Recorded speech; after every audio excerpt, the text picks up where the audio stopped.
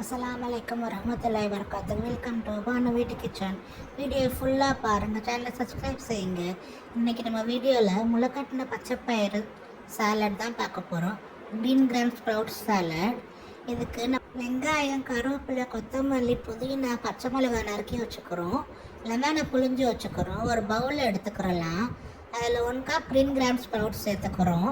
இதை அப்படியே நம்ம சாப்பிட்லாம், ஆனால் யாரும் சாப்பிட மாட்டோம். அதனால் இப்படி சாலட் ரெசிபி செஞ்சு சாப்பிடலாம்.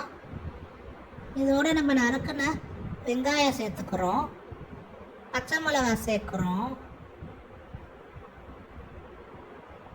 கருவேப்பிலை சேர்க்குறோம், கொத்தமல்லி சேர்த்துக்கிறோம், புதினா சேர்த்துக்கிறோம், லெமன் ஜூஸ் சேர்த்துக்கிறோம்,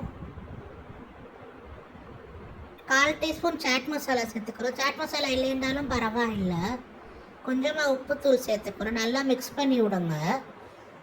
இது நீங்கள் சாட் மசாலாக்கு பதிலாக நீங்கள் கொஞ்சம் சீரகத்தூள், பெப்பர் தூள் சேர்த்துட்டிங்கன்னா உங்களுக்கு ரொம்ப நல்லா இருக்கும். இது ஃப்ளேவர் உங்களுக்கு எடுத்து கொடுக்கும். இது ரொம்ப ரொம்ப ஹெல்த்தியானது, எல்லாருமே சாப்பிடலாம்.